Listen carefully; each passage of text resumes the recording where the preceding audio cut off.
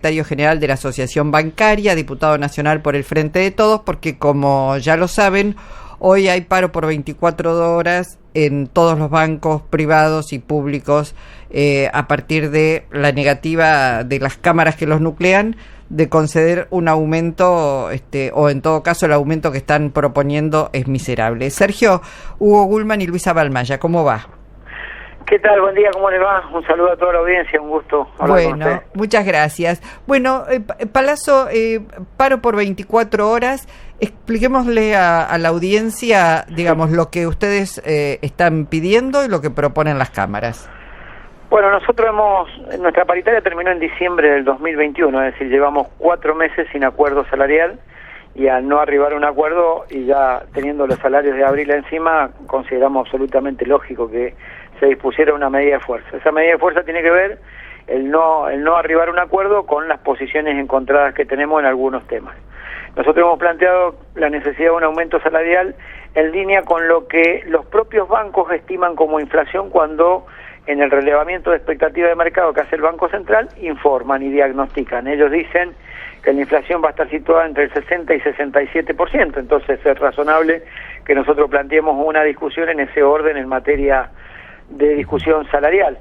Y lo segundo que estamos viendo es que ellos, en consonancia con esa proyección inflacionaria que diagnostican, es como han impactado en los precios de las comisiones que cobran por paquetes de servicios financieros. Uh-huh. Cuando uno mira eso, encuentra con que han crecido entre el 60 y el 189% el impacto que ha tenido de suba de precio de las comisiones que cobran por productos financieros. Hay una relación, Sergio, hay una relación que ustedes internamente hagan justamente entre lo que cobran por paquetes los bancos y lo que tendría que ser una paritaria. Si ellos aumentan... No, tomamos dentro de todas las referencias, también tomamos esta. Toman esa también. Claro, el sentido que tiene es decir, ustedes dicen que la inflación va a ser superior al 60. Ustedes están ya cobrándole la inflación presunta de ese 60 o más a los usuarios de los bancos. Y aparte, ¿cómo se lo cobran? En 2 o 3 pagos como mucho en el transcurso del año. Claro. Entonces, ¿cuál es el motivo por el que nos ofrezcan un porcentaje menor y que, lo más grave, quieran particionar el acuerdo entre 5 y 7 cuotas? Claro. Con lo cual, claramente, como mínimo, en 7 meses del año de 12, nosotros vamos a estar por debajo de la inflación. Entonces, bueno, a partir de ahí es que se ha producido esta diferencia que ha ocasionado el paro, más aún cuando ellos plantearon que esta era la última propuesta que hacían, ayer a última hora, porque hasta el día martes, debo decirlo, que tuvimos principios de acuerdo con la cámara más importante, que es ABAPRA.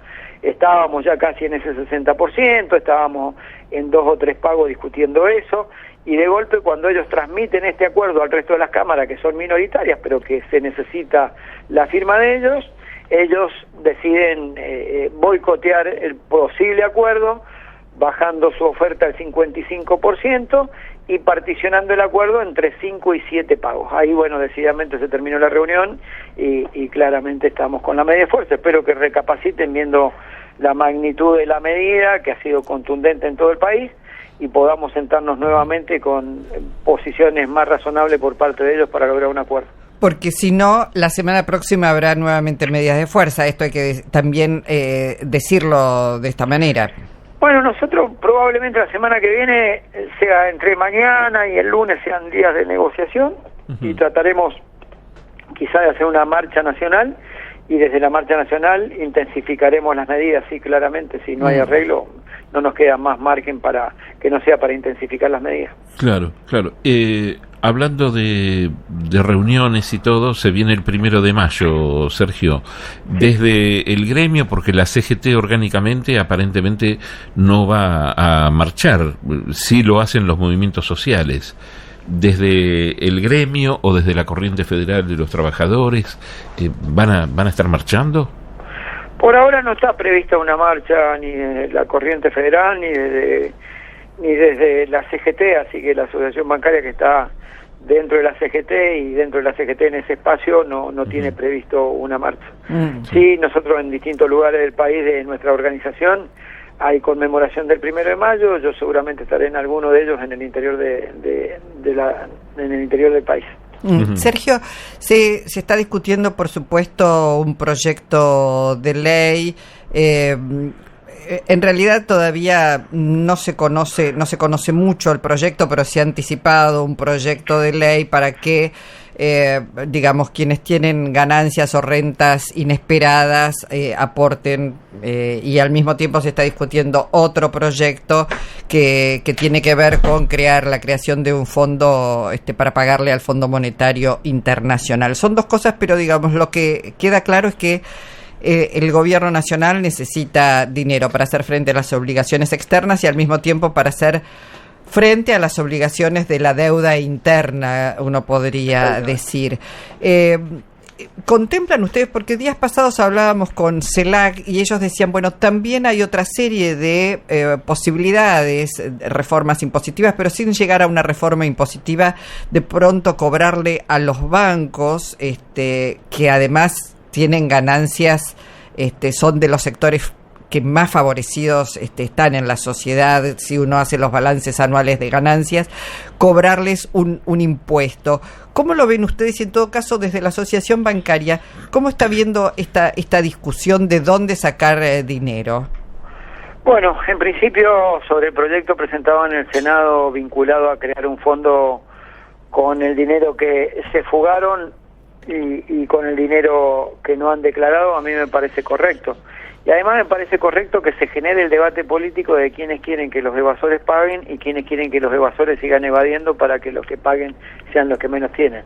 Ya con adelantar ese debate es un gran paso adelante para que la sociedad tenga claro cuándo vota, a quién vota y por qué lo vota.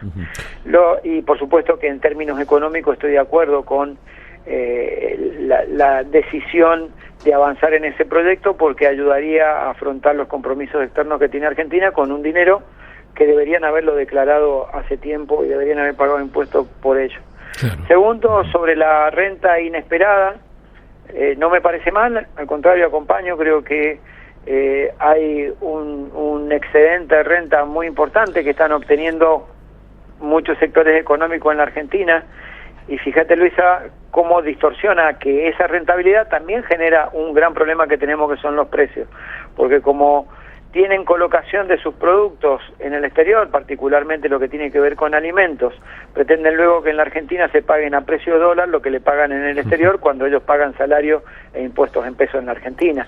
Entonces, si han tenido un excedente de ganancias y aparte te suben los precios acá, me parece correcto que parte de esa ganancia el Estado busque de algún modo que sea una contribución por parte de los sectores económicos que más se han beneficiado en un momento de mucha gravedad económica en la Argentina. Sabes que justamente me quería meter un poquito en este tema que estás tocando, porque estamos asistiendo a un crecimiento del trabajo, porque hay más trabajo que cuando se hizo cargo el gobierno. Lo que dejó Macri fue desastroso, pero a la vez estamos asistiendo a trabajadores, algunos en blanco, otros en negro, que no la están pasando bien, y hay alguien que tiene esa plata. Ahora me parece, y no sé si vos coincidís, que no sé si el gobierno, cómo lo estás viendo, porque por ahí se están ejerciendo controles en lugares equivocados, ¿no? Digamos, por ahí falta mayor control en unos pocos que son los que generan esas listas de precios abusivas.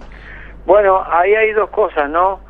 Uno, está bien que se controlen los supermercados, todo lo que sea directamente el expendio de un alimento, de un producto para la venta, y ver esa tasa de rentabilidad. Pero acá hay que generar políticas mucho más fuertes. No puede ser que 14 familias sean dueños de lo que uno paga de alimentos en la Argentina a través de la generación que se ha hecho de monopolios y oligopolios. Perdón, discúlpame que te interrumpo, porque yo no... es cierto lo de los supermercados, pero yo más que los supermercados me refería más arriba, a la producción, porque... sí, hay que controlar esa cadena de valor y la cadena de rentabilidad. vivimos en un mundo capitalista y es aceptado por la gran mayoría de la sociedad.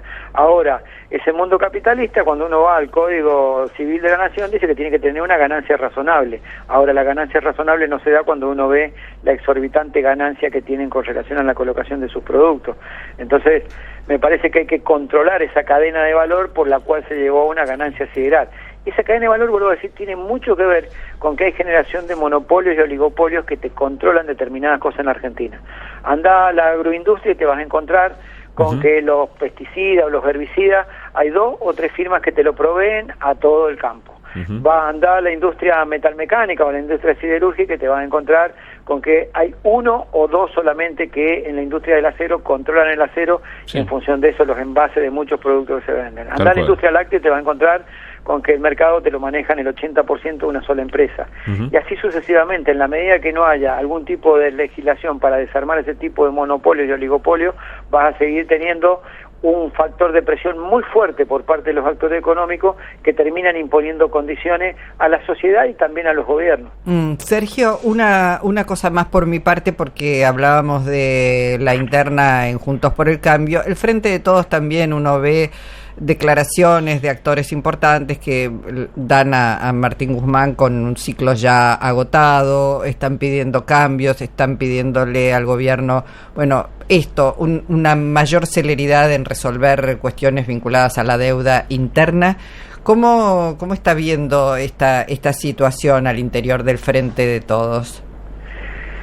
Yo la veo con preocupación 2 cosas. Uno, la marcha de una economía con una inflación del 60%, porque no hace que este país sea normal, con una inflación del 60%.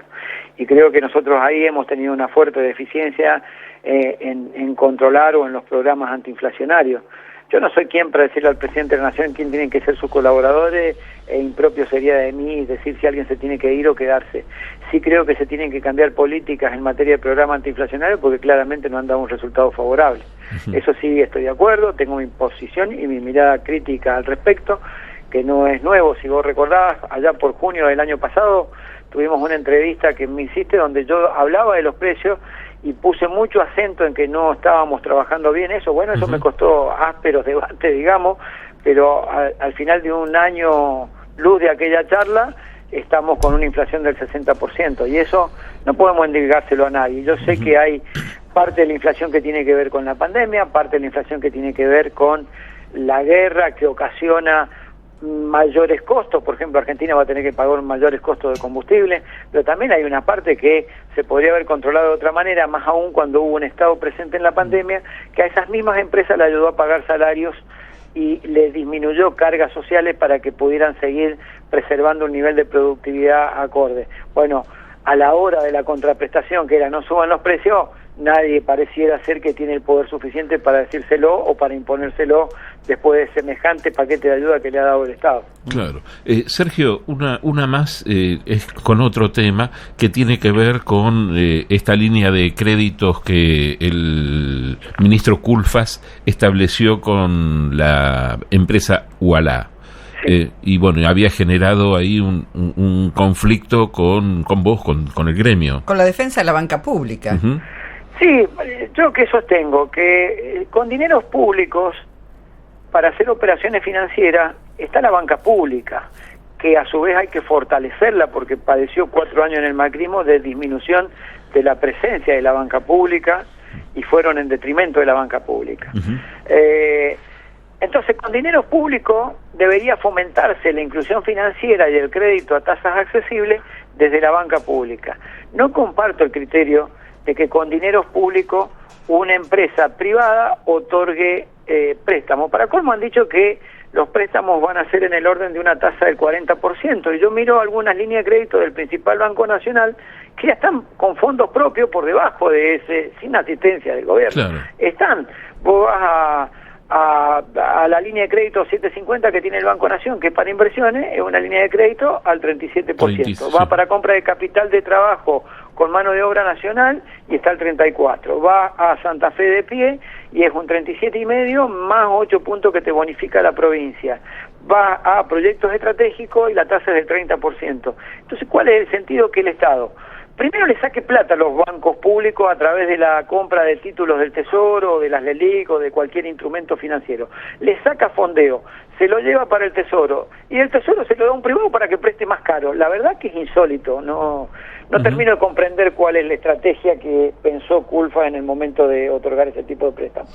Clarísimo. Bueno, Palazzo, muchísimas gracias por su tiempo y bueno, estaremos muy atentos a ver cómo sigue la negociación paritaria. Un abrazo.